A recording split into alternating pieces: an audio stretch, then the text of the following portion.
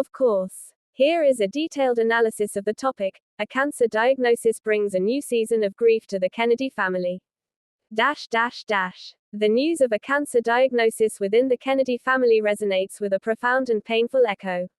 For a dynasty marked by unparalleled political triumph and almost mythic tragedy, a disease like cancer is not just a personal health battle, it is a stark reminder of a legacy steeped in loss.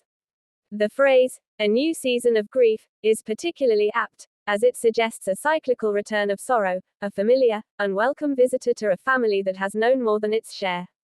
The historical context, a legacy shadowed by illness and tragedy.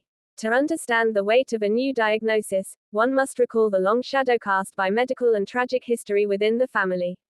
1. The family curse. For decades, the Kennedys have been dogged by talk of a family curse, a narrative built on a series of untimely, often violent deaths, assassinations, plane crashes, and accidents. A cancer diagnosis taps directly into this narrative, feeling like another manifestation of an inescapable fate. 2. Previous cancer battles. Edward, Ted Kennedy, the most prominent example. The liberal lion of the Senate battled a malignant brain tumor, glioblastoma, for over a year before it took his life in 2009. His very public struggle brought the disease's ravages into the family's story in a new and intimate way. John F. Kennedy Jr. While his death was due to a plane crash, his mother, Jacqueline Kennedy Onassis, died from non-Hodgkin lymphoma in 1994. Her battle was a very public and poignant event, watched by a nation that still saw her as Camelot's queen. Cara Kennedy, Ted Kennedy's daughter, died of a heart attack in 2011 while struggling to recover from lung cancer treatment, adding another layer of medical tragedy to the immediate family.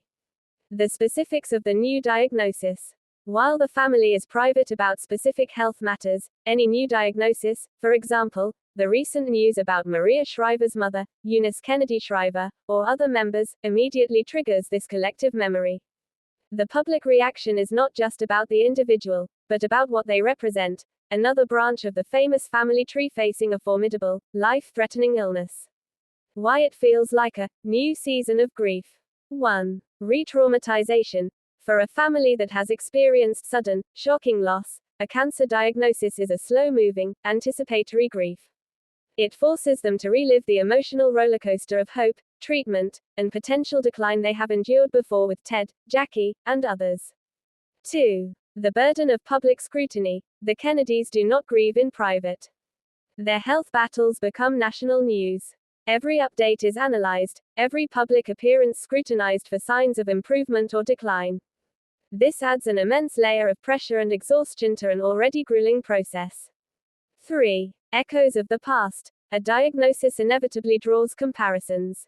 For the children and grandchildren of Ted Kennedy, watching a parent or cousin face cancer must bring back vivid memories of their father's final year. It reinforces the fragility of life in a family that has been repeatedly taught that lesson. 4. A shift in the narrative. The Kennedy story is often told in two parts: the glamorous, Camelot era and the subsequent age of tragedy. A cancer diagnosis reinforces the latter, threatening to define the modern family not by its continued public service and activism, but by its ongoing struggle with loss. Resilience in the face of sorrow. Despite this, the Kennedy family has consistently demonstrated remarkable resilience. They have often channeled the personal grief into public action. The Eunice Kennedy Shriver National Institute of Child Health and Human Development was founded by President Kennedy. The Special Olympics was founded by Eunice Kennedy Shriver. Ted Kennedy became a leading advocate for healthcare reform after his diagnosis.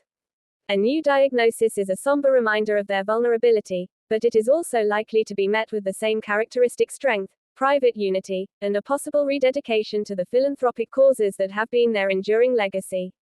In conclusion, a cancer diagnosis in the Kennedy family is never just a medical bulletin. It is a deeply layered event that reopens old wounds, invokes a painful history, and subjects the family to a public vigil. It is, truly, the start of a new and dreaded season of grief, one they must weather under the unforgiving spotlight that has followed them for generations.